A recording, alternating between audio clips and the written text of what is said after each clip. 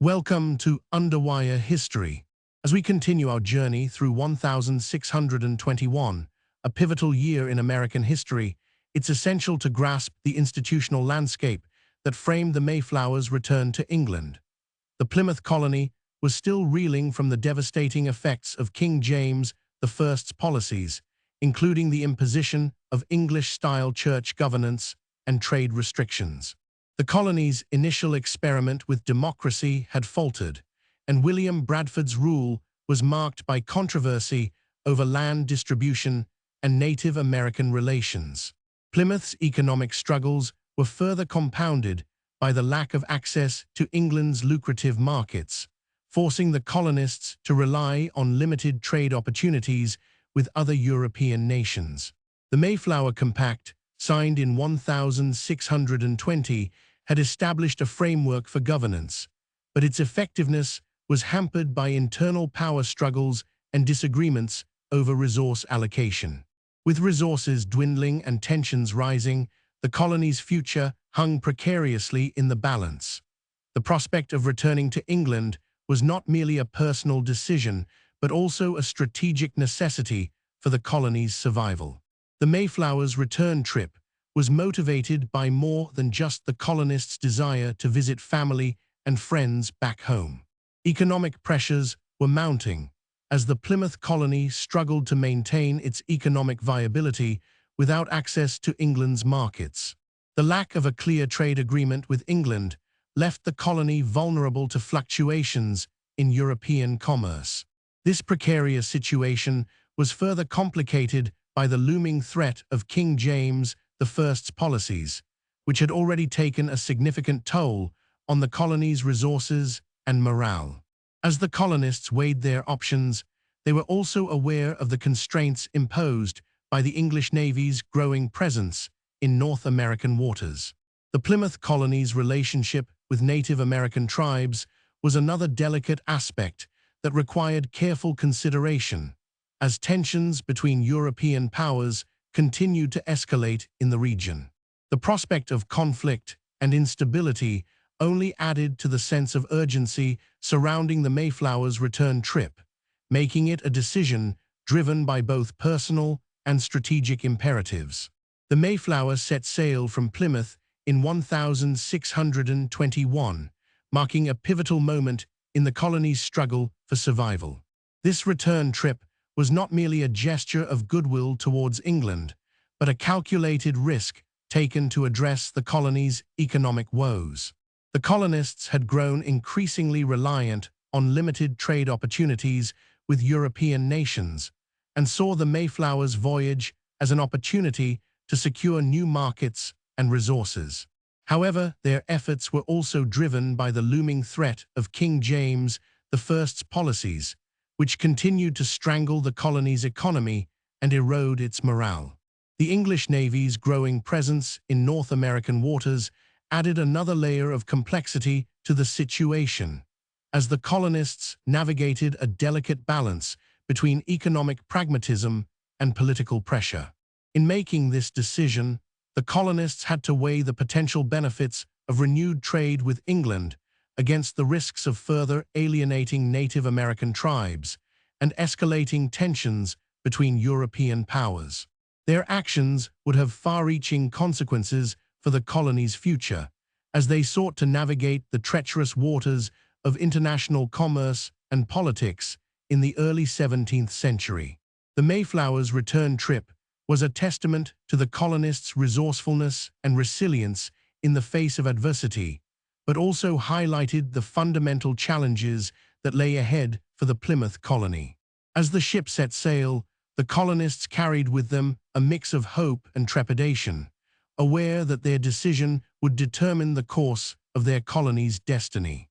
The Mayflower's journey was not just a physical one, but a symbolic representation of the colonists' struggle to find stability and security in an increasingly unstable world.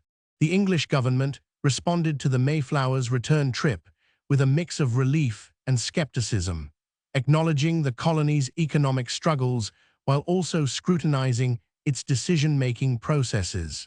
Governor John Winthrop and other colonial leaders were summoned to London for questioning about their trade agreements and diplomatic efforts, highlighting the delicate balance between autonomy and accountability in the English colonies.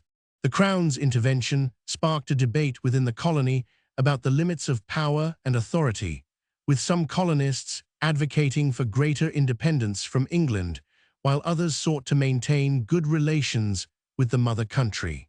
This internal conflict ultimately led to a re-evaluation of the colony's governance structure, with the introduction of new laws and regulations aimed at strengthening the relationship between the colony and England. However, these efforts were also met with resistance from some colonists who felt that their economic interests were being sacrificed for the sake of politics, leading to growing tensions within the colony. The consequences of this internal power struggle would be far-reaching, shaping the development of the Plymouth Colony and influencing its relationship with England for generations to come. As the Mayflower set sail for England in 1621, it marked a significant turning point in the colony's fortunes. The return trip was motivated by a desire to secure fresh supplies, settle trade disputes, and appease investors back home. But beneath this practical agenda lay deeper tensions between colonists who sought greater autonomy from England and those who advocated for closer ties with the mother country.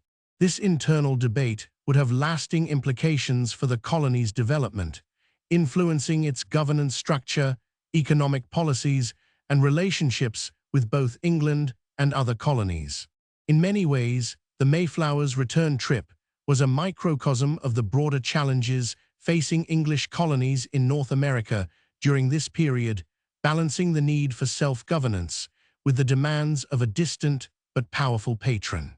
The Plymouth Colony had been established just over a decade prior, and its early success had been largely due to the efforts of Governor William Bradford and other leaders who had navigated the complex web of trade agreements and diplomatic relationships with England.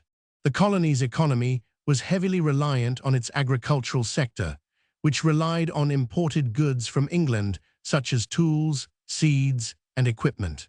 However, this reliance on English imports created a delicate balance between economic growth and independence from England.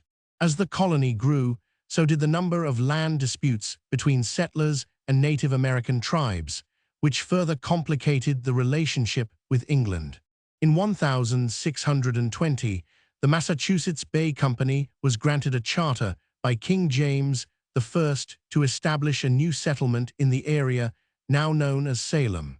But its leaders were largely drawn from the same pool of English investors who had backed Plymouth Colony. The Massachusetts Bay Company's charter created tension between the two colonies, with some seeing it as an attempt to undermine Plymouth's authority. Governor Bradford and his advisors began to worry about the long-term consequences of their reliance on English imports, including the risk of becoming too beholden to the mother country. A series of poor harvests in 1622-23 led to food shortages and increased tensions between colonists and Native Americans, who were already wary of English expansion.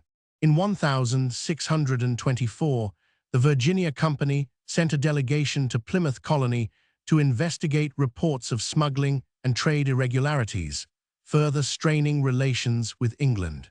As the colonies grew, so did the number of investors demanding dividends, creating pressure on Governor Bradford to deliver economic returns that would appease his backers in England. The Plymouth Colony's economy was increasingly strained by its reliance on English imports, leading to food shortages and increased tensions between colonists and Native Americans. In 1626, the Massachusetts Bay Company's leaders were accused of embezzlement, further eroding trust between the two colonies and England.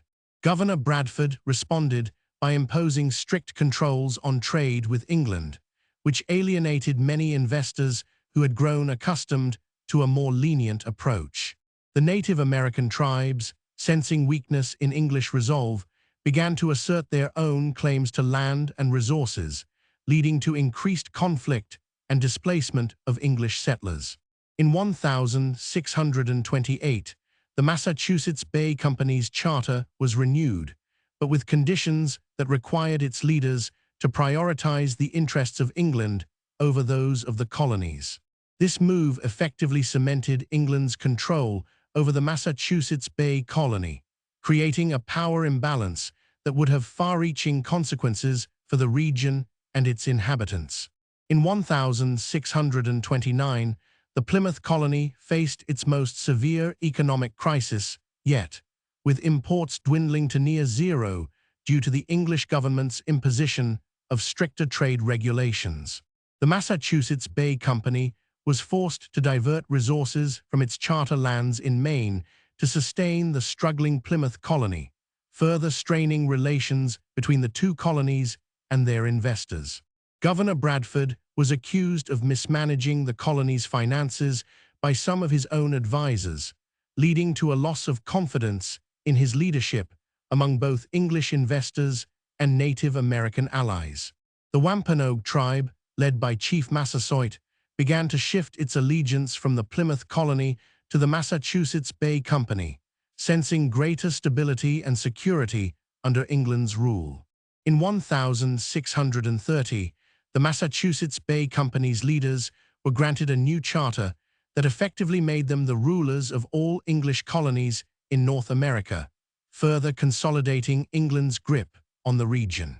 The consequences of this power shift became clear as English settlers began to displace Native American tribes from their ancestral lands, leading to increased tensions and conflict throughout the region. The Massachusetts Bay Company's leaders, including John Winthrop and Thomas Dudley, were instrumental in shaping the new charter's provisions, which included the establishment of a governor's council and the appointment of officials to oversee colonial affairs. These developments were also influenced by the English monarch, Charles I, who saw the colonies as an opportunity for England to expand its influence and secure vital resources. However, not all investors shared this vision. Some continued to push for greater autonomy and self-governance in the colonies, leading to tensions between different factions within the Massachusetts Bay Company. The displacement of Native American tribes from their ancestral lands led to increased competition for resources among English settlers, who began to encroach on Wampanoag hunting grounds and other areas, exacerbating existing tensions between the two groups. In 1631, Chief Massasoit sent a delegation to the Massachusetts Bay Company's leaders, expressing his concerns about the growing presence of English settlers in Wampanoag territory and seeking greater cooperation and mutual understanding. The company's leaders responded by offering concessions and proposals for joint land use agreements, but these efforts were met with skepticism by some English investors who saw them as a threat to their own interests.